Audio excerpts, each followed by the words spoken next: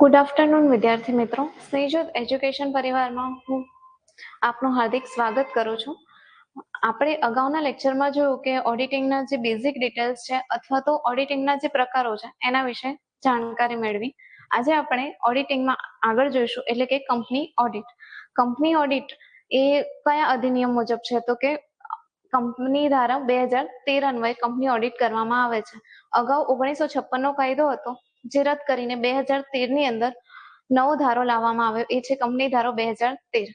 તો ચાલો મિત્રો આપણે જોઈએ કંપની ઓડિટ.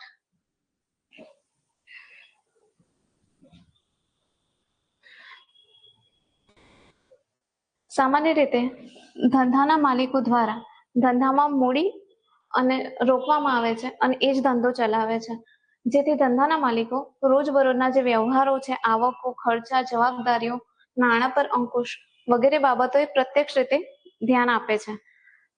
અને આ જે પ્રકારના માલિકો હતા એ કયા? તો કે એકાકી વેપારી અને ભાગીદારી પેઢી. આ બંનેનો જે ઓડિટ હતો એ કમ્પલસરી નહોતો. પરંતુ કંપનીની વાત આવી તો કંપનીમાં જે માલિકો છે એટલે કે શેર હોલ્ડરોમાં ખાસ કરીને ઇક્વિટી શેરને પ્રેફરન્સ છે. એ લોકો ખરીદી કરે છે અને રોકાણ તો કરી દે છે, પરંતુ એ સીધી રીતે ભાગ નથી ભજવતા. એમના દ્વારા કોઈક બોર્ડ ઓફ ડિરેક્ટર નક્કી કરવામાં આવે છે અને બોર્ડ ઓફ ડિરેક્ટર જ કંપનીનો વહીવટ કરે છે, જેથી કરીને શેર હોલ્ડરોને ખ્યાલ નથી આવતો કે કંપનીમાં જે કાર્ય થઈ રહ્યા છે એના કારણે એમના રોકાણ સલામત છે કે કેમ. તો એ રોકાણ સલામત છે કે કેમ તે જાણવા માટે કંપની ઓડિટ કરવામાં આવે છે. કંપનીમાં સંપૂર્ણ વહીવટ કોણ કરે છે? તો કે કંપનીના ડિરેક્ટરો. કંપનીના ડિરેક્ટરો સંપૂર્ણ વહીવટ કરે છે. અને કંપનીના સાચા માલિકો કોણ છે? તો કે શેર હોલ્ડરો. શેર હોલ્ડરો કંપનીના સાચા માલિકો કહેવામાં આવે છે. શેર હોલ્ડરો કેવી ઈચ્છા રાખે છે? એવી ઈચ્છા રાખે છે કે એમણે જે રોકાણ કર્યું છે એ સલામત છે કે નહીં, અને જો સલામત નથી તો એમાંથી રોકાણ પરત મેળવી શકે, મીન્સ કે એ શેરને સેલ કરી શકે. અને જે ડિરેક્ટરો છે એટલે કે કંપનીના વહીવટદારો, એમણે જે નફા નુકસાન ખાતું રજૂ કર્યું છે એ સાચું પરિણામ દર્શાવે છે કે નહીં, તે ચકાસવા માટે કંપની ઓડિટ કરવામાં આવે છે. તેમજ નફા નુકસાન ખાતું તો ખરું જ, પરંતુ સાથે સાથે પાકું સર્વે કંપનીની સાચી આર્થિક પરિસ્થિતિ રજૂ કરે છે કે કેમ તે દર્શાવવા માટે પણ કંપની ઓડિટ કરવામાં આવે છે. આ હેતુ માટે કોના દ્વારા તપાસવામાં આવે? તો ઓડિટ કોણ કરે છે? તો કોઈ યોગ્ય લાયકાત ધરાવતી વ્યક્તિ, અને ખાસ કરીને ચાર્ટર્ડ એકાઉન્ટન્ટ. જે ચાર્ટર્ડ એકાઉન્ટન્ટ છે એ જ ઓડિટ કરી શકે છે. અને એના દ્વારા કંપનીનો કોઈ કર્મચારી ના હોય અને કંપનીમાં હિત ધરાવતો ન હોય એવો જ વ્યક્તિ ઓડિટ કરી શકે. જો કંપનીમાં હિત ધરાવતો હોય તો પોતાનું હિત ધ્યાને રાખીને ઓડિટ કરે છે અને કંપનીને નુકસાનદાયક બને છે અથવા તો રોકાણકારો માટે નુકસાનદાયક બની શકે છે. શરૂઆતના વર્ષોમાં ઓડિટનું કાર્ય શું હતું? મેઇન કાર્ય હતું હિસાબી ગોટાળા શોધવા, હિસાબો લખવામાં ભૂલો શોધવી અને હિસાબોમાં સિદ્ધાંતની ભૂલો શોધવી. પરંતુ આધુનિક યુગમાં શું છે? તો કે હિસાબો જે છે અથવા તો અન્ય પ્રવૃત્તિઓ પર સતત ધ્યાન આપવામાં આવે છે અને કંપનીના હિત ધરાવતા તમામ વર્ગોને સંતોષ થાય. કોને સંતોષ થાય? તો કે તમામ વર્ગો. તમામ વર્ગો એટલે કયા કયા વર્ગો? તો કંપનીમાં જે રોકાણ કરે છે તેવા રોકાણકારો, લેણદારો, બેંક, નાણાકીય સંસ્થાઓ, આ તમામ વર્ગોને સંતોષ થાય તે રીતે કાર્ય થાય છે કે નહીં તે તપાસવા માટે કંપની ઓડિટ કરવામાં આવે છે.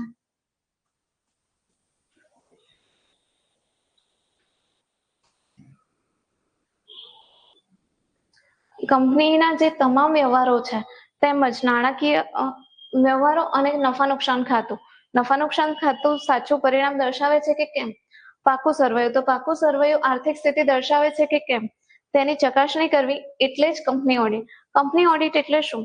તો કે જે નફા નુકસાન ખાતું છે અથવા તો ધંધાના જે તમામ નાણાકીય વ્યવહારો છે એ સાચે જ થયેલા છે કે કેમ, અને સાચું જ પરિણામ દર્શાવે, મીન્સ કે નફો છે તો નફો યોગ્ય રીતે દર્શાવે છે કે કેમ, અથવા તો નુકસાન છે તો નુકસાનની જે રકમ છે એ યોગ્ય છે કે કેમ તે તપાસવાનું કાર્ય. તથા પાકું સરવૈયું ખરેખર આર્થિક સ્થિતિ દર્શાવે છે કે કેમ તે ચકાસણી કરવાનું કાર્ય એટલે કંપની ઓડિટ. કંપની ઓડિટર કોને કહેવામાં આવે છે? તો કંપની ધારાનો જે નિયમ છે એ અન્વયે જે વ્યક્તિ કંપનીનું ઓડિટ કરવા માટે નિમણૂક કરવામાં આવે છે તેને કંપની ઓડિટર કહેવામાં આવે છે. એટલે કે કંપની ધારાના નિયમ અન્વયે એક વ્યક્તિની નિમણૂક કરવામાં આવે. એકાઉન્ટન્ટ તો હિસાબો લખી દે છે, પરંતુ તપાસવાનું કાર્ય કોણ કરે કે ઓડિટર. અને કંપનીની અંદર ઓડિટ કરાવવું ફરજિયાત હોવાથી એક વ્યક્તિની નિમણૂક કરવી જરૂરી બને છે. એ જ વ્યક્તિ એટલે કંપની ઓડિટર.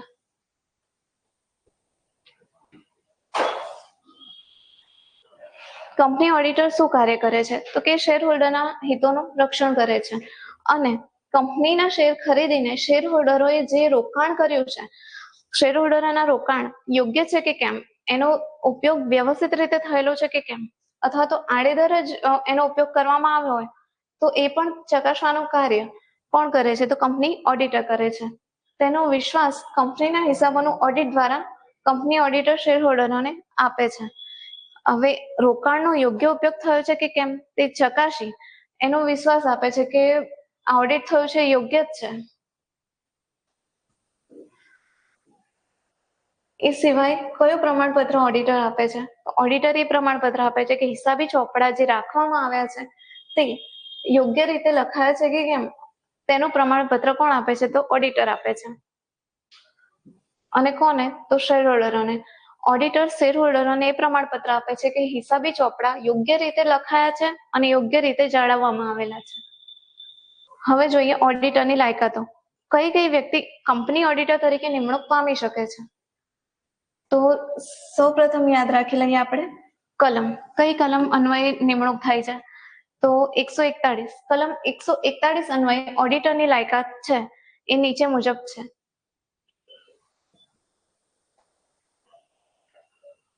સીએ, જે વ્યક્તિ ચાર્ટર્ડ એકાઉન્ટન્ટની ડિગ્રી ધરાવતો હોય અને કયા એક્ટ અન્વયે તો chartered accountants act 1949. Chartered accountants act 1949 મુજબ ચાર્ટર્ડ એકાઉન્ટન્ટની ડિગ્રી ધરાવતો અથવા તો ચાર્ટર્ડ એકાઉન્ટન્ટની સંસ્થા દ્વારા તે વ્યક્તિને સર્ટિફિકેટ મળ્યું હોય. શાનું સર્ટિફિકેટ? તો પ્રેક્ટિસ કરવા માટેનું સર્ટિફિકેટ. આવી વ્યક્તિને ઓડિટર તરીકે નિમણૂક આપી શકાય છે. અને કઈ કઈ જગ્યાએ? તો જાહેર કંપની અને ખાનગી કંપની એમ બંને જગ્યાએ. એ સિવાય વ્યક્તિની વાત થઈ તો એ સીએની ડિગ્રી ધરાવતો હોય અથવા સીએની ડિગ્રી ટાઈપનું પ્રેક્ટિસનું સર્ટિફિકેટ ધરાવતો હોય એ આવે. પરંતુ ભાગીદારી પેઢીની વાત કરીએ તો ભાગીદારી પેઢીમાં પહેલા એવું હતું કે 1956ના કાયદા મુજબ એવું હતું કે બધા જ જે ભાગીદારો હોય એ ચાર્ટર્ડ એકાઉન્ટન્ટ હોય તો જ એ વ્યક્તિને ઓડિટર તરીકે નિમી શકાતા. પરંતુ હાલની સ્થિતિમાં શું છે તો કે મોટા ભાગના સભ્યો વ્યવસાય કરતા ચાર્ટર્ડ એકાઉન્ટન્ટ હોય. જો મોટા ભાગના સભ્યો ચાર્ટર્ડ એકાઉન્ટન્ટ હોય તો તે પેઢીના નામથી કંપનીમાં ઓડિટર તરીકે નિમણૂક પામી શકે છે. અને કંપનીના હિસાબોમાં અને અન્ય કાગળોની વાત કરીએ. આની અંદર વાત કરીએ તો કે કંપનીના જે હિસાબો છે અથવા અન્ય એવા કાગળો છે જે ઓડિટને લગતા છે તો એની અંદર કોણ સાઇન કરી શકે? તો ભાગીદારી પેઢીમાં જે વ્યક્તિ ચાર્ટર્ડ એકાઉન્ટન્ટની ડિગ્રી ધરાવતો હોય તે જ વ્યક્તિ સહી કરી શકશે. અન્ય કોઈ વ્યક્તિ આમાં સહી કરી શકશે નહીં. અગાઉ વાત કરીએ એમ 1956માં એવું હતું કે બધા જ ચાર્ટર્ડ એકાઉન્ટન્ટ હોય તો જ એ પેઢીને ઓડિટર તરીકે નિમણૂક આપી શકાતી હતી. અને મુદ્દા નંબર 2 એટલે હમણાં ભાગીદારી પેઢીની વાત કરીએ એમાં તો કે ભાગીદારી પેઢીમાં લિમિટેડ લાયબિલિટી પાર્ટનરશિપ એટલે કે એલએલપી 2018માં નોંધાયેલ હોય એવા વ્યક્તિનો ઓડિટર તરીકે સમાવેશ થાય છે. અને એ વ્યક્તિ ઓડિટર તરીકે નિમણૂક પામવાની લાયકાત ધરાવે છે. ઓડિટરની ગેરલાયકાતો. તો અગાઉ જોયું એ લાયકાત હતી, હવે ગેરલાયકાત. લાયકાતની કલમ હતી 141 અને ગેરલાયકાતની કલમ છે 141(3). 141(3) મુજબ જે વ્યક્તિ છે એને કંપની ઓડિટર તરીકે નિમણૂક કરી શકાય નહીં.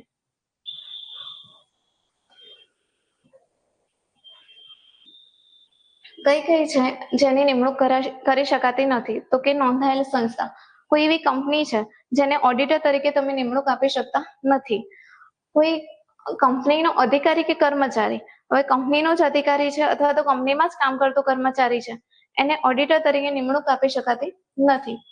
કંપનીના કોઈ અધિકારી કે કર્મચારી ધંધાનો ભાગીદાર અથવા ધંધામાં નોકરી કરતા હોય.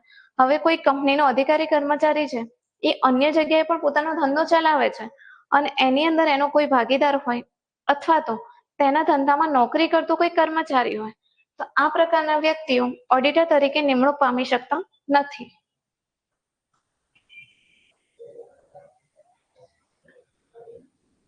પછી કંપની ઓડિટર તરીકે નિમણૂક આપવા માંગતી કંપનીની અંદર કોણ?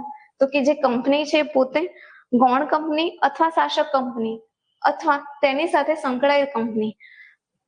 કંપની પોતે, ગૌણ કંપની, એની શાસક કંપની અથવા કંપની સાથે જ સંકળાયેલ બીજી કોઈ કંપની. એની અંદર કોઈ વ્યક્તિ 5 લાખથી વધારે રકમનો દેવાદાર હોય તો એ વ્યક્તિ ઓડિટર તરીકે નિમણૂક પામી શકતો નથી. વ્યક્તિ પોતે, તેના ભાગીદારે અથવા કંપનીમાં 1 પણ રૂપિયાનો શેર કે સ્ટોકમાં રોકાણ કર્યું હોય. કોઈ વ્યક્તિ છે એ પોતે અથવા એનો ભાગીદાર કે જેણે કંપનીમાં 1 પણ રૂપિયાનો શેરમાં રોકાણ કર્યું અથવા સ્ટોકમાં રોકાણ કર્યું હોય તો તે કંપનીનો હિત ધરાવતો હોય અથવા કંપનીની શાસક અથવા તો ગૌણ કંપનીમાં અથવા તે કંપની સાથે સંકળાયેલ કંપનીમાં અથવા ગૌણ કંપનીની ગૌણ કંપનીમાં પણ રોકાણ કર્યું હોય તેવી વ્યક્તિ અને જો 1 લાખની મૂળ કિંમતના શેરો કરતા વધુ રકમનું રોકાણ કર્યું હોય તો તે વ્યક્તિ. હવે આની અંદર વાત કરીએ ને,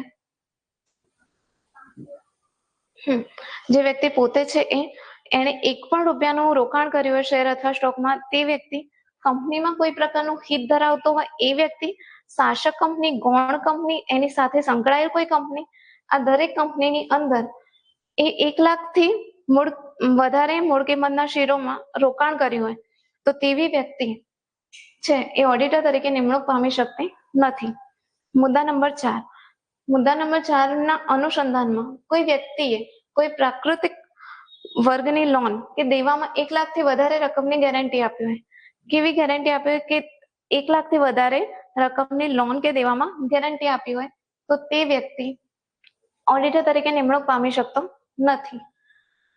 કોઈ વ્યક્તિ કે પેઢી પ્રત્યક્ષ કે પરોક્ષ રીતે અથવા તો કોઈ કંપની કે તેની ગૌણ કંપની, શાસક કંપની, તેની સાથે સંકળાયેલ કંપની સાથે ધંધાકીય સંબંધ ધરાવતો.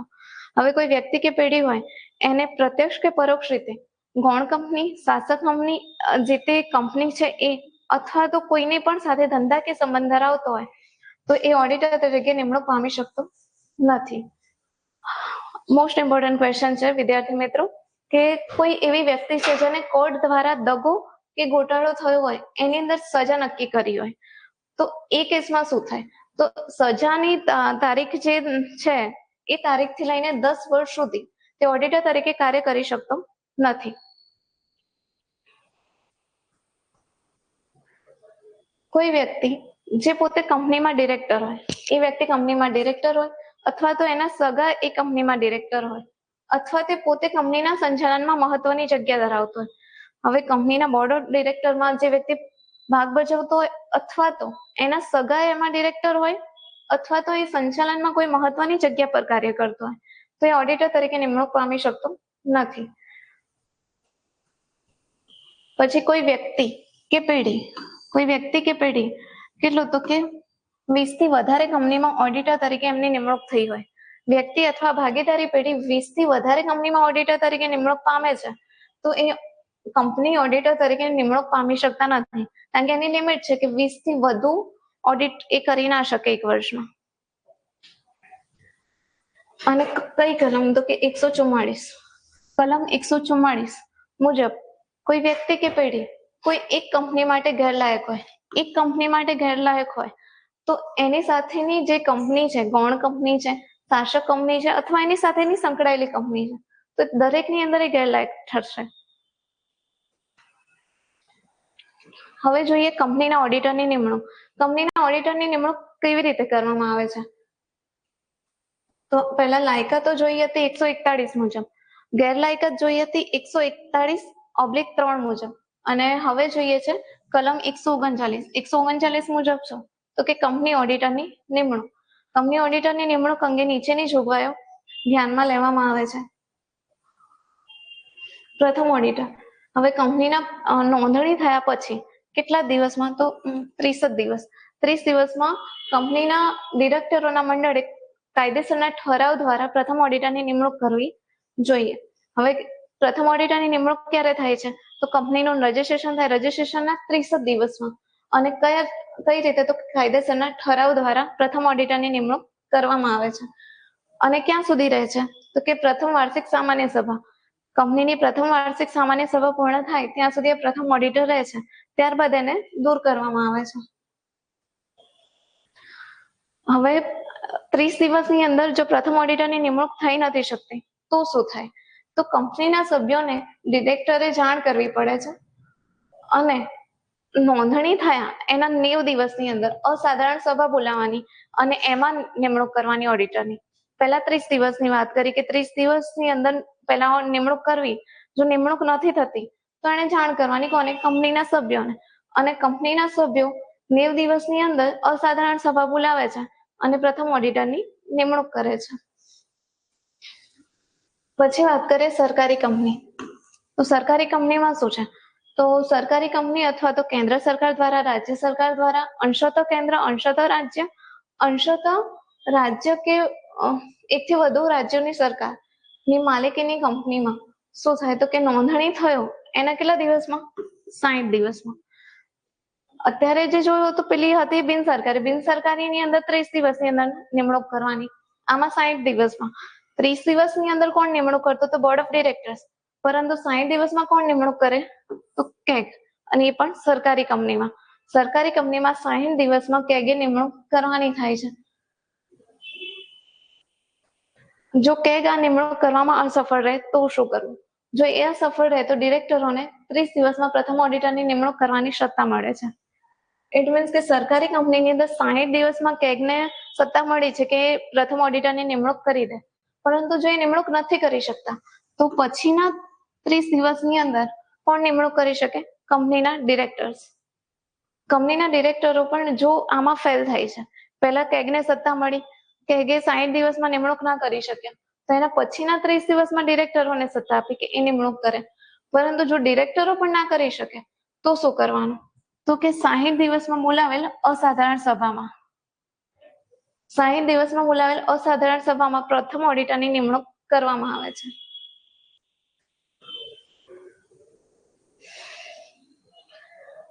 પુનઃ ઓડિટરની નિમણૂક. ઓડિટરની પુનઃ નિમણૂકની જોગવાઈ તો કલમ 139(5). કલમ 139(5) મુજબ શું છે તો કે સરકારી કંપનીમાં કેન્દ્ર સરકાર, રાજ્ય સરકારોની કે અંશતઃ કેન્દ્ર, અંશતઃ રાજ્ય સરકાર કે અંશતઃ એક કરતા વધુ રાજ્યોની માલિકી ધરાવતી કંપની અને તેમના દ્વારા પ્રત્યક્ષ કે પરોક્ષ રીતે અંકુશ ધરાવતી કંપનીમાં નાણાકીય વર્ષની શરૂઆતથી 180 દિવસની અંદર. તો પ્રથમ ઓડિટરની વાત કરી હતી ત્યારે સરકારી કંપનીમાં શું થતું હતું કે 60 દિવસમાં ઓડિટરની નિમણૂક કરવાની, પરંતુ જ્યારે એકવાર એની નિમણૂક થઈ જાય છે એ વાર્ષિક સામાન્ય સભા સુધી રહે છે. વાર્ષિક સામાન્ય સભા પૂર્ણ થતા પુનઃ નિમણૂક કરવાની વાત આવે. પુનઃ નિમણૂક માટે કલમ કઈ છે તો 139(5). 139(5) મુજબ પુનઃ નિમણૂક કરવાની આવે છે અને ક્યાં સુધી કરવાની તો કે નાણાકીય વર્ષની શરૂઆત થાય ત્યાંથી 180 દિવસ. 180 દિવસની અંદર કેગ એની નિમણૂક કરે છે. અને ક્યાં સુધી રહે છે તો તે વર્ષની સામાન્ય સભા પૂરી થાય ત્યાં સુધી એ ચાલુ રહે છે. હવે સરકારી કંપની સિવાયની કંપનીમાં ઓડિટરની પુનઃ નિમણૂક કેવી રીતે કરવી? તો પુનઃ નિમણૂક કરવા માટે જરૂરી ઠરાવ, સામાન્ય સભામાં જરૂરી ઠરાવ કરવામાં આવે અને પુનઃ નિમણૂક કરવામાં આવે છે.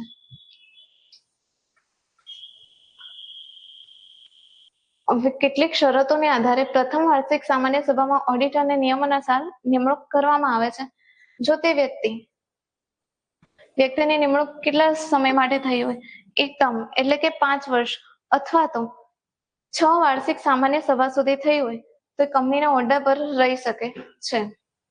એટલે કે કંપનીના જે પ્રથમ ઓડિટર છે એની પુનઃ નિમણૂક ક્યાં સુધી થઈ શકે તો એક ટર્મ માટે એટલે કે 5 વર્ષ સુધી અથવા 6 વાર્ષિક સામાન્ય સભા સુધી એમની નિમણૂક કરવામાં આવે છે અથવા તો એ ત્યાં સુધી હોદ્દા પર રહી શકે છે. પરંતુ પેઢીની વાત કરવામાં આવે તો પેઢી ક્યાં સુધી રહી શકે? પેઢી મહત્તમ 2 ટર્મ. પેઢી 5+5 એટલે કે 10 વર્ષ સુધી એ ઓડિટર તરીકે કામ કરી શકે છે. અને પહેલા 5 વર્ષ એ કાર્ય કરી લે, પછી બીજા 5 વર્ષ માટે એને શું કરવું? તો કે વાર્ષિક સામાન્ય સભાની મંજૂરી લેવાની. એમની મંજૂરી લઈને નક્કી કરવાનું કે હવે આ વ્યક્તિને મીન્સ કે આ જે પેઢી છે એને નિમણૂક આપવી કે કેમ.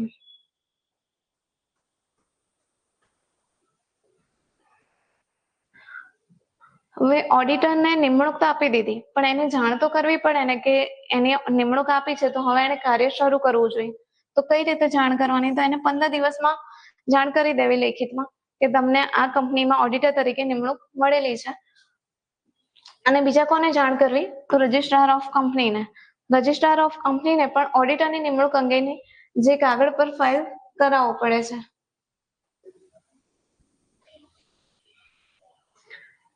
જો કોઈ વ્યક્તિ કંપની ઓડિટર તરીકે હોય તો એ 5 વર્ષ પછી ઓડિટર તરીકે નિમણૂક થઈ શકતી નથી.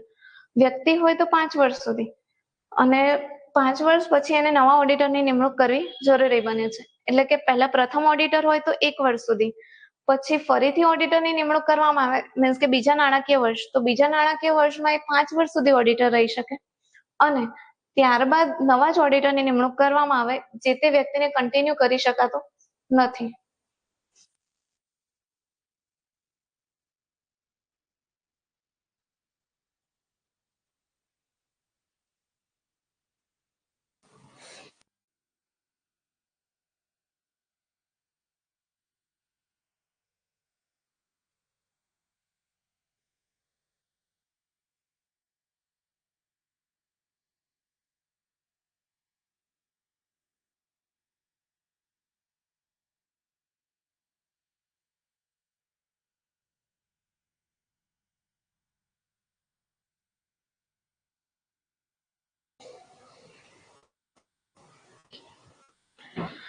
વ્યક્તિની વાત કરીએ તો એ 5 ટર્મ સુધી જ રહી શકે, પરંતુ ભાગીદારી પેઢીની વાત કરીએ તો શું? ભાગીદારી પેઢીને 5+5 એટલે કે 10 વર્ષ સુધી ઓડિટર તરીકે નિમણૂક આપવામાં આવે. 10 વર્ષ પછી એને ફરીથી ઓડિટર તરીકે પુનઃ નિમણૂક આપવામાં આવતી નથી. હવે છે કલમ 139(2). કલમ 139(2) મુજબ શું છે? તો નીચે જણાવેલ જોગવાઈઓને આધારે ઓડિટરની પુનઃ નિમણૂક થઈ શકતી નથી. કઈ કઈ શરતોને આધારે પુનઃ નિમણૂક ન થઈ શકે? તો કે બધી જ નોંધાયેલી કંપનીઓ. બધી જ નોંધાયેલી કંપનીઓ એટલે કઈ કંપની? તો એક વ્યક્તિની company, 1 person company. 1 person company એ 2013 નો જે કાયદો છે એ અન્વયે રજૂ કરવામાં આવે છે. એ પહેલા 1 પર્સન કંપનીની સ્થાપના થઈ શકતી નહોતી, અને નાની કંપનીઓનો સમાવેશ થતો નથી. એટલે કે બધી જ નોંધાયેલી કંપનીમાં 1 પર્સન કંપની અને નાની કંપનીઓ આ બંને જે છે એ ઓડિટર તરીકે પુનઃ નિમણૂક મેળવી શકે છે. બધી જ નહીં નોંધાયેલ જાહેર કંપની જેની શેર મૂડી કેટલી હોય? 10 કરોડ કે તેથી વધુ, જે કંપનીની નોંધણી નથી થઈ પરંતુ એની શેર મૂડી કેટલી છે? તો કે 10 કરોડ કે તેથી વધુ છે, તો એને ઓડિટર તરીકે પુનઃ નિમણૂક મળતી નથી. પછી તમામ ખાનગી કંપની. તમામ ખાનગી કંપની જેની ભરપાઈ શેર મૂડી 50 કરોડ કે તેથી વધુ હોય, તમામ ખાનગી કંપનીની ભરપાઈ શેર મૂડી 50 કરોડ કે વધુ હોય તો એની ઓડિટર તરીકે નિમણૂક કરવામાં આવતી નથી. નિમણૂક મીન્સ પુનઃ નિમણૂક થઈ શકતી નથી. બધી જ કંપનીઓ કે જેમાં ઉપર દર્શાવેલ ભરપાઈ શેરમૂડી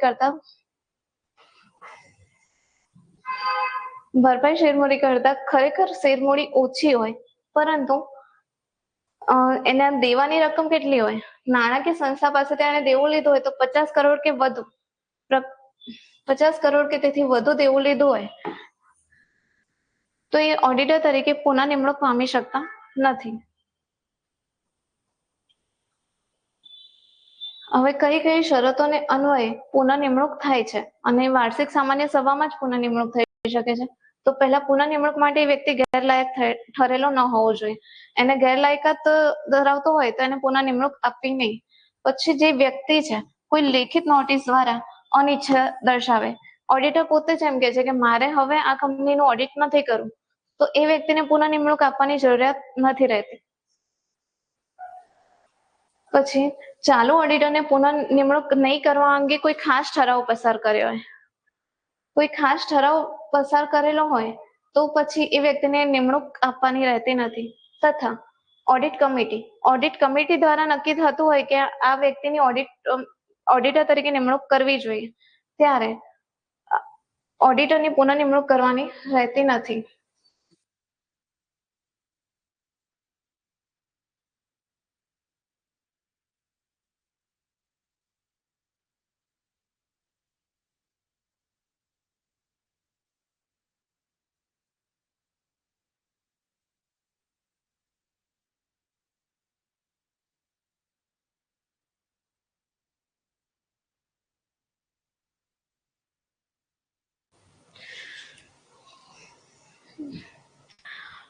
હવે આપણે જોઈએ કે આકસ્મિક ખાલી પડેલ જગ્યા પર નિમણૂક. હવે આકસ્મિક ખાલી પડે એટલે કે કોઈ વ્યક્તિ છે એ રાજીનામું આપી દે, ઓડિટર છે, અથવા તો કોઈ કારણસર એની જગ્યા ખાલી પડે, તો તેવા સંજોગોમાં શું થાય? તો કલમ 139(8) કલમ 139(8) મુજબ નીચે પ્રમાણેની જોગવાઈઓ છે, જે મુજબ એને ખાલી જગ્યા પર નિમણૂક કરવામાં આવે છે.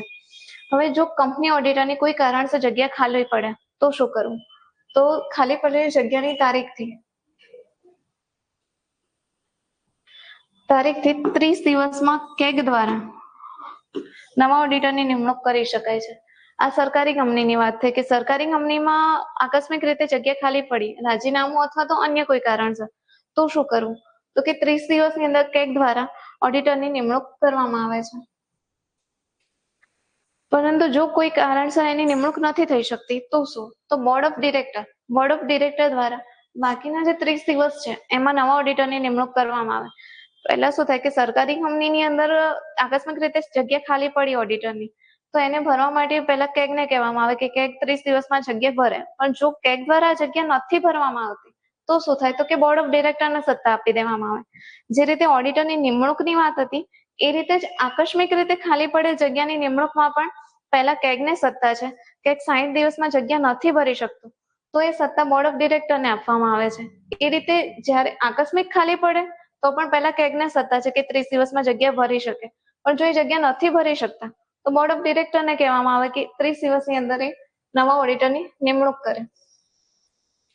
પરંતુ કોઈ ઓડિટરે રાજીનામું આપ્યું હોય તો મંજૂરી લેવાની કોની? વાર્ષિક સામાન્ય સભાની. વાર્ષિક સામાન્ય સભાની મંજૂરી લેવાની અને બોર્ડ ઓફ ડિરેક્ટર્સ દ્વારા નવા ઓડિટરની નિમણૂક કરવામાં. એટલે કે રાજીનામું મળે ત્યારે શું થાય? તો કે પહેલા વાર્ષિક સામાન્ય સભાની મંજૂરી લીધી અને પછી બોર્ડ ઓફ ડિરેક્ટર્સને એ સત્તા મળે કે નવા ઓડિટરની નિમણૂક કરી શકે. હવે જોઈએ ઓડિટ કમિટી. ઓડિટ કમિટી માટે કલમ કઈ છે? તો કલમ 177. કલમ 177 મુજબ નીચે દર્શાવેલ કંપનીઓએ ફરજિયાત ઓડિટ કમિટીની રચના કરવી પડે. ઓડિટ કમિટીનું કાર્ય શું છે? તો ઓડિટ કમિટીનું મેઇન કાર્ય છે કે એને ઓડિટરની નિમણૂક કરવાની છે. અને ઓડિટ કમિટીની રચના કોને કરવી જરૂરી બને છે? તો બધી જ નોંધાયેલ કંપની, જે તમામ નોંધાયેલ કંપની છે એ વ્યક્તિએ ઓડિટ કમિટીની નિમણૂક કરવી ફરજિયાત છે. નહીં નોંધાયેલ જાહેર કંપની જેની ભરપાઈ શેરમૂડી કેટલી છે? તો કે 10 કરોડ કે તેથી વધુ છે. જે કંપની છે જાહેર છે પરંતુ નહીં નોંધાયેલ છે, ના નોંધાયેલી હોય એટલે એની ભરપાઈ શેરમૂડી ચેક કરવાની કે 10 કરોડ કરતા વધુ છે. જો 10 કરોડ કરતા વધુ છે તો એની ઓડિટ કમિટી ફરજિયાત રચના કરવી જોઈએ. નહીં નોંધાયેલ જાહેર કંપની એવી જાહેર કંપની જેનું નોંધણી નથી થઈ પરંતુ એનું વેચાણ કેટલું છે? એનું વેચાણ છે 100 કરોડ કે તેથી વધુ. જો એનું વેચાણ 100 કરોડ કે તેથી વધુ હોય તો એ વ્યક્તિ ઓડિટ કમિટીની રચના કરવી જરૂરી બને છે. કેટલું હોય વેચાણ? 100 કરોડ કે તેથી વધુ હોય તો ઓડિટ કમિટીની રચના એને કરવી અનિવાર્ય છે. નહીં નોંધાયેલ જાહેર કંપની એવી કંપની કે જે નોંધાયેલી નથી, ચૂકવવાની બાકી લોન, દેવા આ બધું કેટલાથી વધારે? 50 કરોડ કે તેથી વધુ હોય. 50 કરોડ કે તેથી વધુ હોય તેવી. હવે પહેલા વેચાણ જોવાનું. વેચાણની અંદર કેટલું છે? તો કે 100 કરોડથી વધુ. દેવું કેટલું છે? તો 50 કરોડ કે તેથી વધુ. આ રીતનું જે હોય તો એને ઓડિટ કમિટીની નિમણૂક કરવી જરૂરી બને છે. સૌપ્રથમ ઓડિટ કમિટી ઓડિટરની નિમણૂક, પુનઃ નિમણૂક, મહેનતાણું, ઓડિટરને દૂર કરવા વગેરે બાબતોની ચર્ચા કરી યોગ્ય રજૂઆત કોને કરે છે? બોર્ડ ઓફ ડિરેક્ટરને. ઓડિટ કમિટીનું કાર્ય શું થઈ ગયું? તો કે નિમણૂક કરે છે. પહેલા ઓડિટરની નિમણૂક કરે, એની પુનઃ નિમણૂક કરી શકે, મહેનતાણું નક્કી કરી શકે, ઓડિટરને સત્તા પરથી દૂર કરવા માટે પણ ઓડિટ કમિટી જરૂરી છે. હવે એ વ્યક્તિ દરેક બાબતોની ચર્ચા કોને કરે? બોર્ડ ઓફ ડિરેક્ટરને કરે છે. ત્યારબાદ કંપની ધારા મુજબ યોગ્ય કાર્યવાહી કરવામાં આવે છે.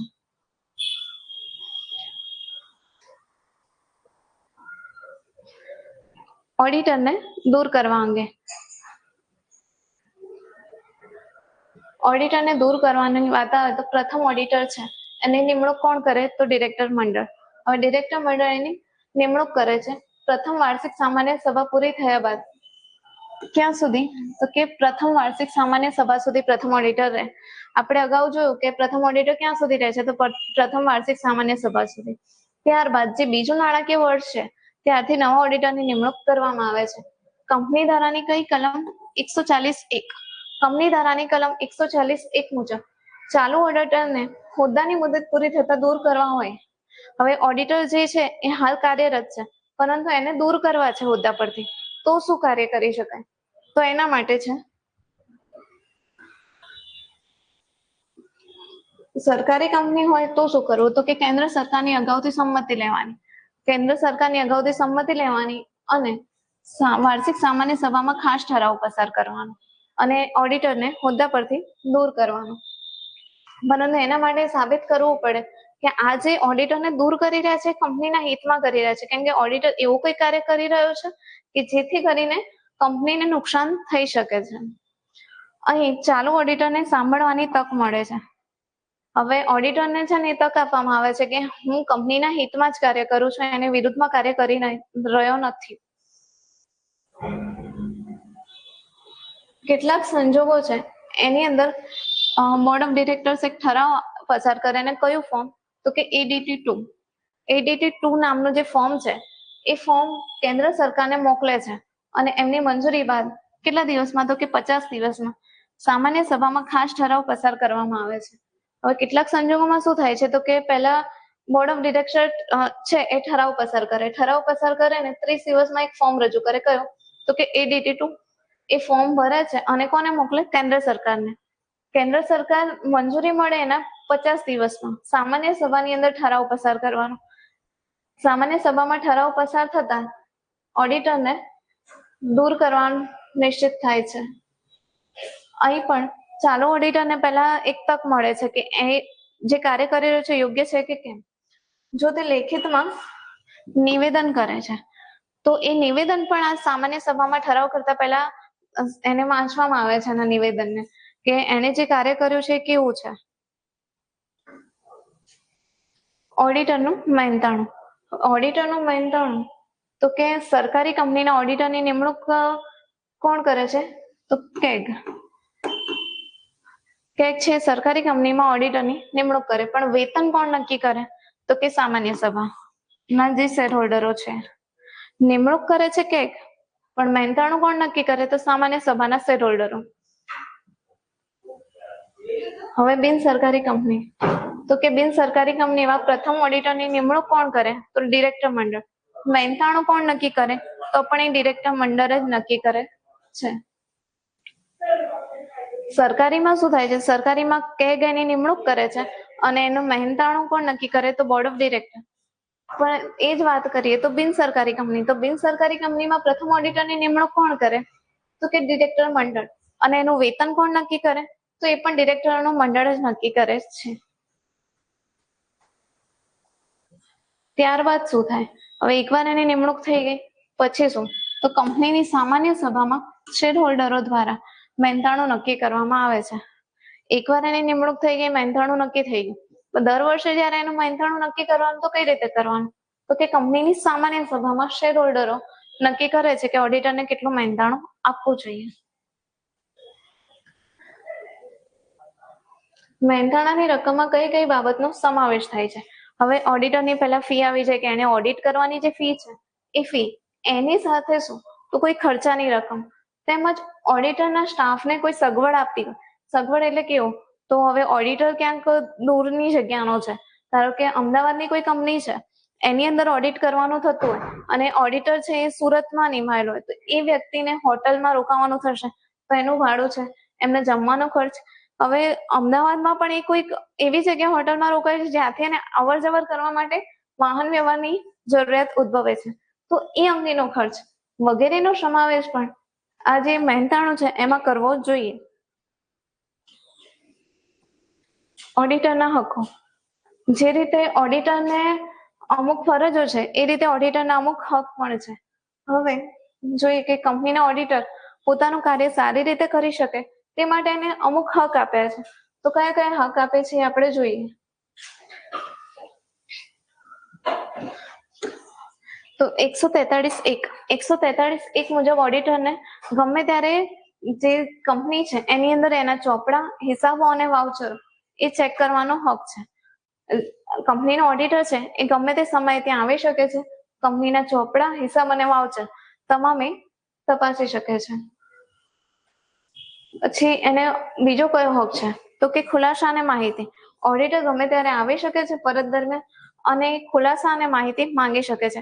કયા કારણસર કયો વ્યવહાર થયો છે અથવા તો કયા કયા વ્યવહારો થયા છે એ અંગેની માહિતી માંગવાનો હક ઓડિટરને છે. પછી શાખાના હિસાબો તપાસવાનો. હવે કોઈ કંપનીની શાખા ભારતમાં છે તો કંપની ઓડિટર પ્રત્યક્ષ રીતે ત્યાં જઈને શાખાના હિસાબો તપાસી શકે છે. પરંતુ કંપની ધારાની કલમ 143(8) કંપની નિમાયેલા કંપની ઓડિટર દ્વારા કે અન્ય વ્યક્તિ જે ઓડિટર તરીકે લાયકાત ધરાવે છે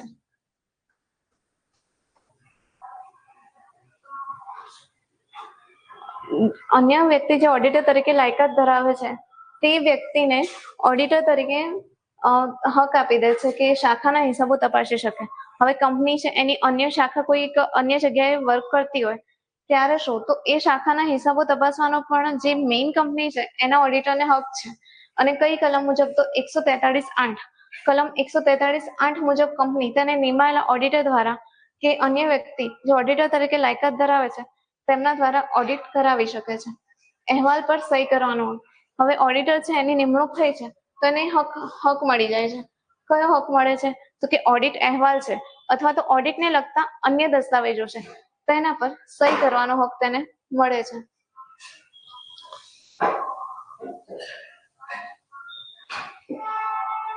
હવે કોઈ વ્યક્તિ છે જે ભાગીદારી પેઢી કે મર્યાદિત જવાબદારી વાળી ભાગીદારીને કંપની ઓડિટર તરીકે નિમણૂક આપેલ હોય તો ભાગીદાર ચાર્ટર્ડ એકાઉન્ટન્ટ હશે તે જ ભાગીદાર અહેવાલ પર સહી કરી શકશે. આપણે અગાઉ જોયું એ રીતે કે ભાગીદારી પેઢીની નિમણૂક કરવામાં આવે તો ભાગીદારી પેઢીની અંદર જે વ્યક્તિ ચાર્ટર્ડ એકાઉન્ટન્ટ છે એને જે હક છે કે અહેવાલ પર કે અન્ય દસ્તાવેજો પર સહી કરી શકે. બાકી એ સિવાયનો જે વ્યક્તિ છે કે જે ચાર્ટર્ડ એકાઉન્ટન્ટની ડિગ્રી અથવા તો પ્રેક્ટિસ માટેનું સર્ટિફિકેટ નથી ધરાવતો તો તે વ્યક્તિ કોઈ પણ અહેવાલ યા કોઈ કાગળ ઉપર સાઇન કરી શકતો નથી. હવે ઓડિટરની જેટલી ફરજ હક હતા એ મુજબ જ એની ફરજો છે. એની ફરજ શું છે તો એને શું બતાવવું જોઈએ. પહેલા તો નાણાકીય પત્રકો. નાણાકીય પત્રકો એટલે કયા કયા તો નફા નુકસાન ખાતું અને પાકું સર્વે. એ જે તૈયાર કરવામાં આવ્યા છે તે માહિતીથી તેને સંતોષ છે. નાણાકીય પત્રકોમાં એને કોઈ એવી ભૂલ દેખાતી નથી. કોઈ ગાણિતિક ભૂલ પણ નથી દેખાતી અથવા કોઈ સૈદ્ધાંતિક ભૂલ પણ એને દેખાતી નથી. એને ચેક કરવું જોઈએ અને વર્ષના અંતે બનાવેલું પાકું સર્વેયું, નફા નુકસાન ખાતું અને રોકડ પ્રવાહ પત્ર. 3 એવા મેઇન પત્રકો છે. પાકું સર્વેયું, નફા નુકસાન ખાતું અને રોકડ પ્રવાહ પત્ર. એ 3 કેવો ખ્યાલ આપે છે તો કે સાચો અને વ્યાજબી. 3 સાચો અને વ્યાજબી ખ્યાલ આપે છે એ ઓડિટરે દર્શાવવું જોઈએ. એને એની અહેવાલની અંદર બતાવવું જોઈએ કે આ 3 ગાણિતિક અને સૈદ્ધાંતિક રીતે યોગ્ય છે. હવે કંપની ધારાની કઈ કલમ છે 143(2). કંપની ધારાની કલમ 143(2). ઓડિટરે તેના અહેવાલમાં શું જણાવવાનું? બધી જ માહિતી અને જાણકારીના આધારે નાણાકીય પત્રકો જે બનાવવામાં આવ્યા છે એ સાચો અને વ્યાજબી ખ્યાલ આપે છે તે એને દર્શાવવું જોઈએ. કઈ કલમ છે 143(2). 143(2) મુજબ નાણાકીય પત્રકો સાચો અને વ્યાજબી ખ્યાલ આપે છે તેને દર્શાવવું જોઈએ. હવે આવે કલમ 143(3). 143(3) મુજબ એની ફરજ શું છે તો કે રૂલ્સ 11. કયો રૂલ્સ 11 તો કે ઓડિટર્સ નો રૂલ્સ 2014 જે છે એમાં 11 નંબરનો જે રૂલ છે એમાં એવું કહે છે કે વધારાનો અહેવાલ રજૂ કરવાની ફરજ છે. 2014 પહેલા આ પ્રકારનો કોઈ કાયદો કે નિયમો નહોતા પરંતુ 2014 કહી દેવામાં આવ્યું કે આને વધારાનો અહેવાલ પણ રજૂ કરવો.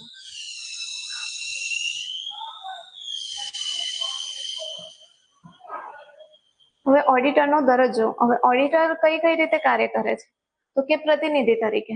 ઓડિટર છે એ અમુક સંજોગો સિવાય શેર હોલ્ડરો દ્વારા નિમણૂક કરવામાં આવે છે. ઓડિટરની નિમણૂક કોણ કરે છે? કંપનીના સભ્યો એટલે કે શેર હોલ્ડરો કરે છે. અને એનું વેતન પણ કોણ નક્કી કરે? તો બોર્ડ ઓફ ડિરેક્ટર્સ. એની નિમણૂક અને વેતન બંને બોર્ડ ઓફ ડિરેક્ટર્સ દ્વારા નક્કી થાય છે. અને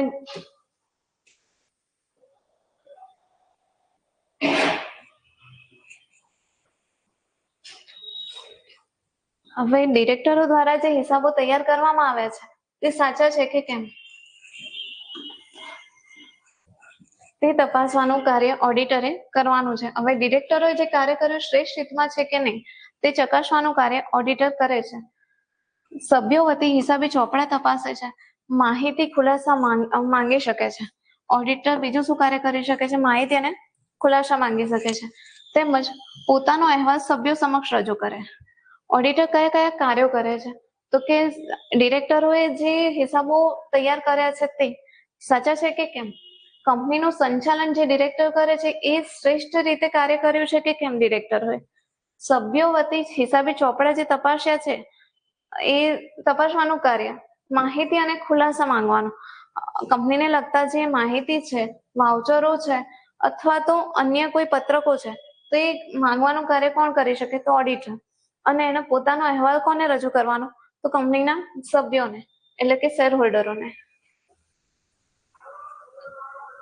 આ કારણે ઓડિટરને શું કહેવામાં આવે છે? તો ઓડિટરને સભ્યોનો એજન્ટ કહેવામાં આવે છે. હવે એક મુકદમાની વાત કરીએ, સ્પેકમેન વર્સિસ ઇવાન્સ. સ્પેકમેન વર્સિસ ઇવાન્સમાં શું કહેવામાં આવ્યું? તો હિસાબમાં ઓડિટને સંબંધ છે ત્યાં સુધી ઓડિટર શેર હોલ્ડરોના પ્રતિનિધિ તરીકે ગણી શકાય. ઓડિટરને શેર હોલ્ડરો બાંધી શકે છે. હવે હિસાબોમાં ઓડિટને જેટલો સંબંધ છે, હિસાબ અને ઓડિટને જે સંબંધ છે એ મુજબ ઓડિટર શેર હોલ્ડરના પ્રતિનિધિ કહેવામાં આવે છે. ઓડિટરને શું કહેવામાં આવે છે? તો શેર હોલ્ડરનો પ્રતિનિધિ. હવે કંપનીના અધિકારી તરીકે, કંપનીના એજન્ટ તરીકે શું કાર્ય કરે? તો એ બધા માહિતી મંગાવી શકે, ખુલાસા મંગાવી શકે, ઓડિટ કરેલા એ જે હિસાબો છે એનું ઓડિટ કરીને અહેવાલ રજૂ કરે. પણ અધિકારી તરીકે શું કાર્ય કરે છે? તો કે કલમ 259 અધિકારીની વ્યાખ્યા આપી છે. એમાં હવે ઓડિટરનો સમાવેશ થતો નથી. પહેલા 2013 છે એની અંદર જે કાયદો છે એમાં એવું છે કે કલમ 259 એની અંદર અધિકારીની વ્યાખ્યામાં ઓડિટરનો સમાવેશ થતો નથી. વર્ષ 2000ના સુધારા પહેલા 1956ની કલમ 230 મુજબ ઓડિટરને અમુક સંજોગો પૂરતો અધિકારી ગણવામાં આવ્યો છે. હવે અધિકારી તરીકે વાત કરીએ તો 2000ના સુધારા પહેલા શું થતું હતું? તેને એક અધિકારી તરીકે ગણવામાં આવતો હતો. હાલની સ્થિતિમાં શું છે? તો હાલ એને અધિકારી તરીકે ગણવામાં આવતો નથી. કઈ કલમ મુજબ નથી ગણાતો? તો કલમ 259 મુજબ એને અધિકારીની વ્યાખ્યામાં સમાવેશ કરવામાં આવતો નથી. હવે જોઈએ ઓડિટરના પ્રકારો. સંયુક્ત ઓડિટર. હવે જ્યારે મોટી કંપનીઓની વાત કરીએ તો ઓડિટનું કામકાજ જે છે એ વિશાળ પ્રમાણમાં હોય છે. હવે જ્યારે કામકાજ મોટું હોય તો નાણાકીય વ્યવહારોની સંખ્યા પણ વિશાળ હોય. એની સંખ્યા વિશાળ હોય તેને પહોંચી વળવા માટે અને કામનો ઝડપી નિકાલ કરવા માટે શું કરવાનું? જો કામનો ઝડપી નિકાલ કરવો હોય તો એક કરતા વધુ ઓડિટરની નિમણૂક કરી દેવી. હવે એક ઓડિટર હોય, મોટા પ્રમાણમાં વ્યવહારો થયા હોય તો શક્ય નથી કે એ તમામ વ્યવહારો ચેક કરીને એનું ઓડિટ કરી શકે. ત્યારે શું કરવું? તો એક કરતા વધુ ઓડિટરોની નિમણૂક કરી દો. વધારે વ્યક્તિઓ હશે તો એ પર્સનલી એની અંદર દરેક વ્યવહાર ચેક કરીને ઓડિટ વ્યવસ્થિત રીતે કરી શકશે. અને આ સંજોગોમાં જવાબદારી કેવી થાય? તો સંયુક્ત થઈ જાય, કારણ કે એકથી વધુ ઓડિટરની નિમણૂક કરવામાં આવી છે. હવે આમાં એવું છે કે જ્યારે એક વ્યક્તિ હતો ત્યારે એ વ્યક્તિની જવાબદારી બનતી કે આ ઓડિટર છે એને જ બધું જોવું. પરંતુ જ્યારે વધારે ઓડિટરની નિમણૂક થાય ત્યારે શું? તો જવાબદારી સંયુક્ત છે. હવે જો સંયુક્ત જવાબદારી ન લેવી હોય તો શું કરવાનું? તો કામની વહેંચણી કરી દેવાની. અમુક જે ડિપાર્ટમેન્ટ છે એ આ ઓડિટરને આપી દો તો બીજો ડિપાર્ટમેન્ટ બીજા ઓડિટરને આપી દે. એ રીતે કામની વહેંચણી કરી દે. જો કામની વહેંચણી કરી દેવામાં આવે તો સંયુક્ત રીતે જવાબદારી ફિક્સ થતી નથી. દરેક ઓડિટર તેને કરેલા કામ અંગે જવાબદાર થાય છે. આમ કરવાથી એકના કાર્ય માટે બીજો જવાબદાર રહેતો નથી. ઘણીવાર એવું થાય છે કે જે ઓડિટર્સ છે, હવે સંયુક્ત રીતે એમની નિમણૂક કરવામાં આવે, સંયુક્ત નિમણૂક થાય તો એવું થાય કે એક વ્યક્તિએ કંઈક ભૂલ કરી તો એ ભૂલ બધાની કોમન ગણાય, પણ તેની જગ્યાએ કામની વહેંચણી કરી દીધી હોય તો એવું બની શકે કે આ વ્યક્તિની જે પૂરતી જવાબદારી હોય સીમિત થઈ જાય. અને ઓડિટ અહેવાલમાં શું દર્શાવવાનું? ઓડિટ અહેવાલમાં ખાસ એ દર્શાવવાનું કે દરેક ઓડિટરે શું કાર્ય કર્યું છે. ઓડિટર દ્વારા જે કરવામાં આવતા કાર્યો છે તે ઓડિટ અહેવાલમાં દર્શાવવાનું, અને પાછું દરેકનું અલગ અલગ દર્શાવવું. સંયુક્ત ઓડિટરોની નિમણૂક, પુનઃનિમણૂક અને દરેક બાબતો કોના જેવી છે? એક ઓડિટર જેવી જ છે. સંયુક્ત ઓડિટરની નિમણૂક જે કરવામાં આવે અથવા પુનઃનિમણૂક અથવા તો વેતન, એ દરેકની અંદર જે જોગવાઈઓ છે કોના જેવી? તો એક ઓડિટરની નિમણૂક કરીએ એના જેવી જ જોગવાઈઓ મુજબ કાર્ય થાય છે.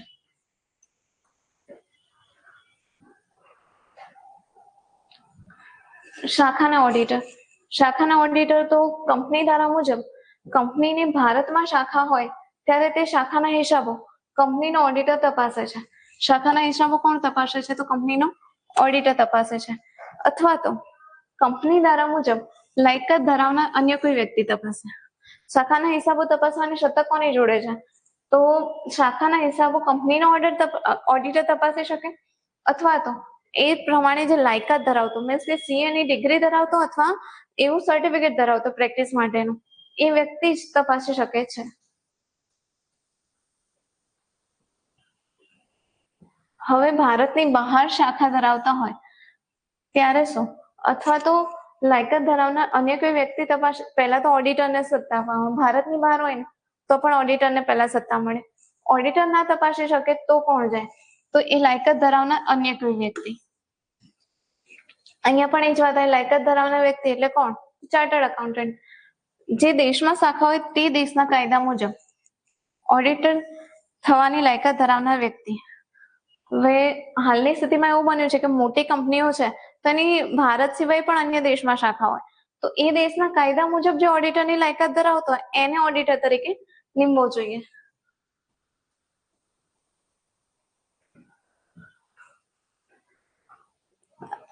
પણ એમાં શું ખાસ ધ્યાન રાખવું? તો કે કંપનીના ઓડિટર સિવાય અન્ય કોઈ વ્યક્તિ તપાસે છે તો શું થાય?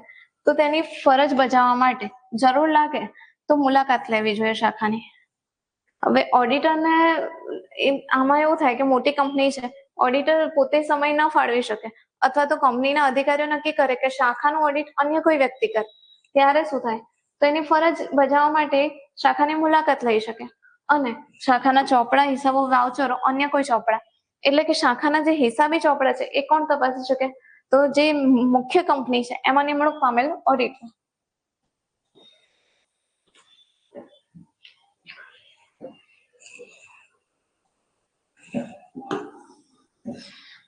હવે કંપનીની સામાન્ય સભામાં એવો નિર્ણય લઈ લેવામાં આવે છે કે અન્ય કોઈ ઓડિટર આ ચોપડા છે તપાસે શાખાના, તો શું થાય?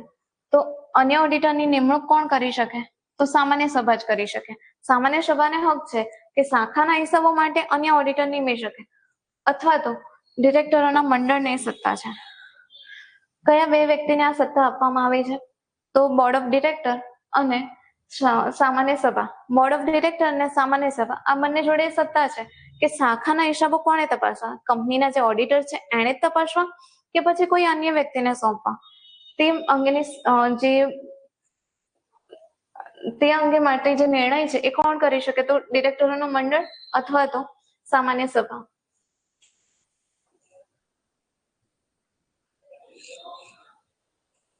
પરંતુ શાખાના ઓડિટર માટે મેઇન શું છે? પહેલા તો લાયકાત. કોઈ પણ વ્યક્તિની વાત આવે તો ઓડિટર માટે લાયકાત ધરાવતો વ્યક્તિ હોવો જોઈએ. એટલે શાખાના ઓડિટર તરીકે પણ જે વ્યક્તિ નિમણૂક થાય એ પણ લાયકાત ધરાવતો હોવો જોઈએ. અને એની જે સત્તા અને ફરજો છે તેવી જ સત્તા અને ફરજો શાખા ઓડિટરની રહેશે.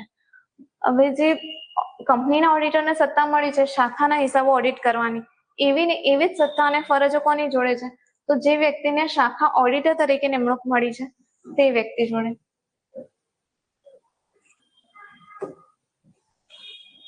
શાખાના ઓડિટર શું કરે છે? તો શાખાના હિસાબો તપાસે છે અને એક અહેવાલ તૈયાર કરે છે અને કંપનીના ઓડિટરને મોકલી આપશે. શાખાના ઓડિટરનું મેઇન કાર્ય શું છે? શાખાના ઓડિટરનું મેઇન કાર્ય એ છે, પહેલા એને ઓડિટ અહેવાલ તૈયાર કરો. અહેવાલ તૈયાર કરીને કોને મોકલવાનો? કંપનીના ઓડિટરને.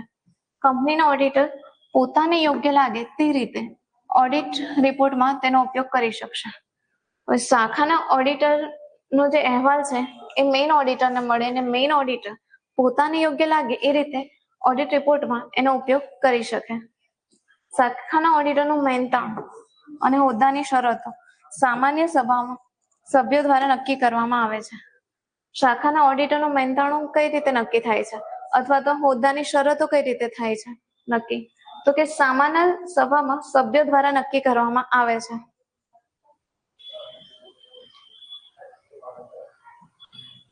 જો કંપનીની સામાન્ય સભા બોર્ડ ઓફ ડિરેક્ટરને સત્તા આપે, કોને સત્તા આપે? તો બીઓડીને. બીઓડીને સત્તા મળે છે તો ડિરેક્ટરોનું મંડળ શાખા ઓડિટરનું મહેનતાણું અને હોદ્દાની શરતો નક્કી કરી શકે. અગાઉ કોને સત્તા મળી? સામાન્ય સભા. પરંતુ સામાન્ય સભા એમ કહે કે બોર્ડ ઓફ ડિરેક્ટરને સત્તા આપી દે કે શાખાના ઓડિટરનું મહેનતાણું નક્કી કરે અથવા એના હોદ્દાની શરતો અને ફરજો નક્કી કરે. તો એ સત્તા કોની જોડે જતી રહેશે? બોર્ડ ઓફ ડિરેક્ટર પાસે. હવે જોઈએ ખાસ ઓડિટર. ખાસ ઓડિટર કઈ રીતે નક્કી થાય છે? તો કલમ 233A.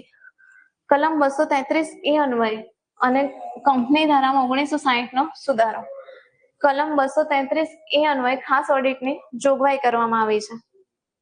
અને આ ખાસ ઓડિટ એટલે શું છે? તો એક પ્રકારની વહીવટી તપાસ છે. એનો હુકમ કોણ કરી શકે? તો કે મધ્યસ્થ સરકાર. ખાસ ઓડિટ ક્યારે થાય છે? જ્યારે મધ્યસ્થ સરકાર હુકમ કરે કે કલમ 233A અન્વયે ખાસ ઓડિટ કરવું છે ત્યારે જ ખાસ ઓડિટ કરવામાં આવે છે. મધ્યસ્થ સરકારના અભિપ્રાય મુજબ નીચેના સંજોગોમાં ગમે તે સમયે ખાસ ઓડિટ માટે હુકમ કરી શકે છે.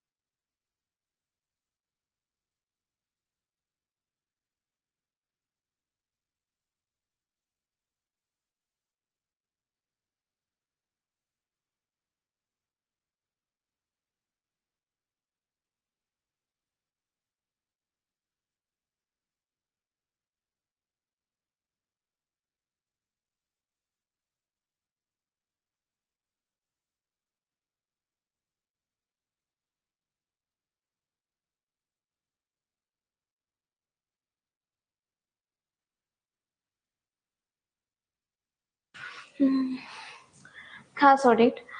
ખાસ ઓડિટ કઈ કલમ અન્વયે કરવામાં આવે છે? તો કલમ 233A અન્વયે ખાસ ઓડિટ કરવામાં આવે છે. અને એ કેવું છે? તો એક પ્રકારની વહીવટી તપાસ છે. ખાસ ઓડિટનો હુકમ કોણ કરી શકે? તો એનો હુકમ કરી શકે માત્ર ને માત્ર મધ્યસ્થ સરકાર. મધ્યસ્થ સરકારને એ સત્તા છે કે ખાસ ઓડિટ માટે હુકમ કરી શકે. હવે આપણે જોઈશું કે ખાસ ઓડિટ કયા કયા સંજોગોમાં થાય છે. તો કોઈ કંપનીનો વહીવટ સંગીન ધંધાદારી સિદ્ધાંતો અનુસાર અથવા શાણી વેપારી પદ્ધતિઓ અનુસાર ચલાવાતો ન હોય. કઈ કંપની છે એનો વહીવટ કઈ રીતે ના થતો હોય? તો ધંધાદારી સિદ્ધાંતો અન્વયે ના થતો હોય અથવા તો વેપારી પદ્ધતિ છે એ યોગ્ય રીતે ના હોય ત્યારે ખાસ ઓડિટ માટે હુકમ કરવામાં આવે છે.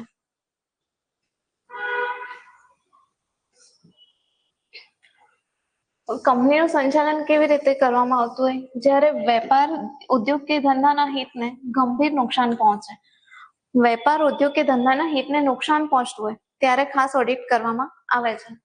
કંપનીની નાણાકીય સ્થિતિ એવી હોય, નાણાકીય સ્થિતિ કેવી હોય? સદ્ધરતા જોખમાય એવી હોય. જ્યારે કંપનીની નાણાકીય સ્થિતિ સદ્ધરતા જોખમાય તેવી હોય ત્યારે મધ્યસ્થ સરકાર હુકમ કરે. કોને? તો કે ચાર્ટર્ડ એકાઉન્ટન્ટને. અથવા તો કોઈ ચાલુ ઓડિટર અથવા ચાર્ટર્ડ એકાઉન્ટન્ટને કહે છે કે આ કંપનીની નાણાકીય સ્થિતિ યોગ્ય નથી, હવે એના કારણે કંપનીના જે શેર હોલ્ડરો છે એને નુકસાન થઈ શકે એમ છે, ત્યારે મધ્યસ્થ સરકાર કહે છે કે હવે ખાસ ઓડિટ કરવું જોઈએ. આ રીતે નિમણૂક થયેલા ઓડિટરને ખાસ ઓડિટર કહેવામાં આવે છે. ખાસ ઓડિટરની સત્તા અને ફરજો કંપનીના ઓડિટર જેવી જ રહેશે. એની સત્તા અને ફરજો કેવી રહેશે? તો કંપનીના ઓડિટર જેવી જ રહેશે. પરંતુ ખાસ ઓડિટરે શું ખાસ જોવું જોઈએ? તો કે મધ્યસ્થ સરકારે જે બાબત ખાસ તપાસવાની જણાવી. ખાસ તપાસ, ખાસ ઓડિટર કેમ કહેવામાં આવે? કારણ કે એને ખાસ તપાસવાની જણાવી છે, તો એ અંગેનો અહેવાલ એને મધ્યસ્થ સરકાર સમક્ષ રજૂ કરવાનો રહેશે. એ અંગેનો અહેવાલ કોને રજૂ કરવાનો? મધ્યસ્થ સરકારને, કારણ કે મધ્યસ્થ સરકારે એની નિમણૂક કરી છે. કોની? ખાસ ઓડિટરની નિમણૂક મધ્યસ્થ સરકારે કરી. હવે જે બાબત તપાસવાની કીધી કોને રજૂ કરવાની? તો જે ઓડિટર છે એને મધ્યસ્થ સરકાર સમક્ષ રજૂ કરવાની. હવે આને શું કરવું જોઈએ? તો કે બધી જ માહિતી પૂરી પાડવી જોઈએ, અને એ માટે મધ્યસ્થ સરકાર કોઈ પણ વ્યક્તિને હુકમ કરી શકે છે. હવે ઓડિટર છે એને તમામ માહિતી પૂરી પાડવી, પણ કોને પાડવી? તે માટે મધ્યસ્થ સરકાર કોઈ વ્યક્તિને હુકમ આપે કે આ વ્યક્તિ છે એને આ તમામ માહિતી રજૂ કરવી. એ વ્યક્તિ મધ્યસ્થ સરકાર સામે આમ જે પણ માહિતી છે રજૂ કરશે. હવે આ જે અહેવાલ છે એ કોને મળે? મધ્યસ્થ સરકારને મળે. તો તે અંગે પોતાને યોગ્ય લાગે એવા પગલા લઈ શકે. મધ્યસ્થ સરકારને એવી સત્તા મળે છે કે પોતાને યોગ્ય લાગે એવા પગલા લે, પણ જો એવું નથી કરતા તો શું? તો 4 માસમાં મધ્યસ્થ સરકાર તેના પર પગલા ન લે ત્યારે શું કરવું? તો જરૂરી ટીકા કે સૂચનો સાથે આ અહેવાલ કંપનીને પરત કરવો. મધ્યસ્થ સરકારને અહેવાલ મળી ગયો, એને અહેવાલ મળ્યા પછી યોગ્ય લાગે એવા પગલા લેવા જોઈએ, પણ જો એ પગલા નથી લે તો કેટલો સમય? 4 માસ. 4 માસની અંદર મધ્યસ્થ સરકાર પગલા ન લેતા સરકારે શું કરવું જોઈએ? તો કે જરૂરી ટીકા અને સૂચનો સાથે અહેવાલ કોને આપવો? કંપનીને પરત કરવું, અથવા એની નકલ કોને આપવી? તો કે સભ્યોને મોકલી આપવી, અથવા તો સામાન્ય સભામાં વાંચવા માટે સૂચન કરવું. પહેલા તો મધ્યસ્થ સરકારને અહેવાલ મળ્યો પરંતુ એને કોઈ કાર્યવાહી ન કરી, તો 4 માસમાં શું કરવાનું? તો એ કંપનીને પરત આપી દેવાનું. પરત આપીને સભ્યોને મોકલવાની નકલ અથવા તો સામાન્ય સભામાં વાંચવા માટે સૂચન કરવાનું. આનું જે વેતન છે અથવા તો ખર્ચની રકમ કોણ નક્કી કરે? તો કે મધ્યસ્થ સરકાર. ખાસ જે ઓડિટ છે તો ખાસ ઓડિટરનું વેતન અને એની ખર્ચની રકમ કોણ નક્કી કરે? મધ્યસ્થ સરકાર. પણ એ ચૂકવે કોણ? તો કંપની. જે તે કંપનીએ ખર્ચ ચૂકવી દેવાનો, પણ એની જે રકમ નક્કી કરવાની સત્તા કોની? તો કે મધ્યસ્થ સરકારની. મધ્યસ્થ સરકાર નક્કી કરે એ જ ખર્ચો કંપનીએ ચૂકવી દેવાનો. કંપનીની નાણાકીય સ્થિતિ એવી હોય કે જેથી એની સદ્ધરતા જોખમાય, ત્યારે કોને નિમણૂક કરી શકે? તો કે ચાર્ટર્ડ એકાઉન્ટન્ટ કે કંપનીના ચાલુ ઓડિટર. નાણાકીય સ્થિતિ જોખમમાં મુકાય તેવી હોય ત્યારે સીએ ની નિમણૂક અથવા તો ચાલુ ઓડિટર છે એને પણ ખાસ ઓડિટર તરીકે નિમણૂક આપવામાં આવે છે. ખાસ ઓડિટરની સત્તા અને ફરજો કોના જેવી હોય? કંપની ઓડિટર જેવી જ રહે છે, પરંતુ મધ્યસ્થ સરકાર કહે છે કે એ બાબત તપાસવાની, તો એનો અહેવાલ તપાસીને કોને રજૂ કરવાનો? મધ્યસ્થ સરકારને રજૂ કરવાનો.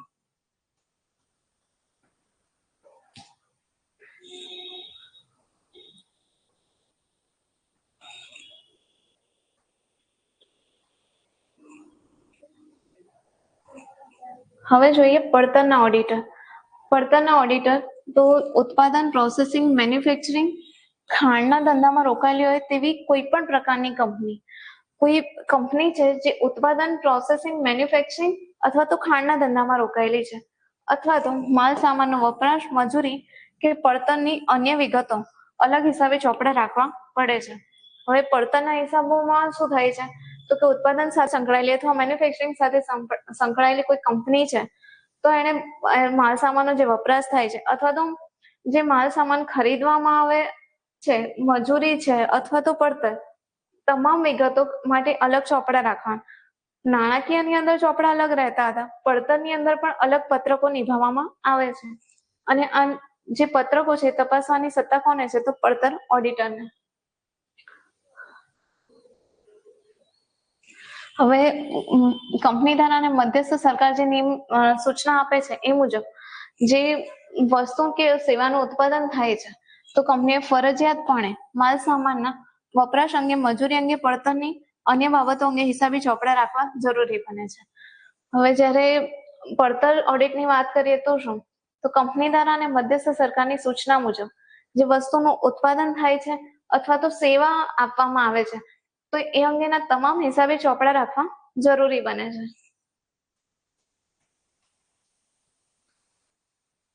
હવે પડતરનું ઓડિટ ક્યારથી ફરજિયાત બન્યું? તો cost record and audit rules 2014 the companies cost record and audit rules બન્યા અને આ રૂલ્સ મુજબ ફરજિયાત પડતરના હિસાબો રાખવા અને ઓડિટ કરાવવો પણ ફરજિયાત. 2014 પહેલા જે પડતરનું ઓડિટ હતું એ કમ્પલસરી નહોતું, પરંતુ 2014 રૂલ્સ આવી ગયો અને આ રૂલ અન્વયે પડતરના હિસાબો પણ રાખવા જોઈએ અને ઓડિટ કરાવવું જોઈએ, એ બંને ફરજિયાત બની ગયું. કંપની ધારા 2013ની કલમ 148(3) મુજબ વાત કરીએ તો the cost and works account act 1959 નો જે CWA એક્ટ છે, CWA એક્ટ મુજબ પ્રેક્ટિસ કરવાની જેને સંમતિ મળી હોય તે વ્યક્તિ પડતર ઓડિટ કરી શકે. આના માટે એક કોર્સ પણ છે જે CWA દ્વારા ચલાવવામાં આવે છે. એક કોર્સની અંદર જેને સર્ટિફિકેટ મળ્યું હોય, એ જે ડિગ્રી ધરાવતો એ વ્યક્તિ જ પડતર ઓડિટ કરી શકે. અને એક્ટ કયો છે? તો 1959 નો act CWA act. CWA act મુજબ જ કોસ્ટ ઓડિટ થાય છે અને એ જ વ્યક્તિ પડતર ઓડિટ તરીકે નિમણૂક પામી શકે છે. હવે જે વ્યક્તિને કંપની ઓડિટર તરીકે નિમણૂક કરી હોય એને પડતર ઓડિટર તરીકે નિમણૂક આપી શકાતી નથી. કંપની ઓડિટર માટેની લાયકાત છે CA, પરંતુ પડતર ઓડિટ માટેની લાયકાત છે CWA કરો. હવે આ બંને લાયકાત ધરાવતો વ્યક્તિ હોય, પરંતુ જો એને કંપની ઓડિટર તરીકે પહેલા નિમણૂક આપી દીધી છે તો ફરીથી એને પડતર ઓડિટર તરીકે નિમણૂક આપી શકાતી નથી. તો વિદ્યાર્થી મિત્રો, આ સાથે આપણો આજનો આ લેક્ચર પૂર્ણ થાય છે. આવતીકાલની એક્ઝામ માટે સૌને ઓલ ધ બેસ્ટ. આશા રાખું છું કે આજનો આ લેક્ચર આપ સૌને ખૂબ જ લાભદાયી નીવડશે. Thank you.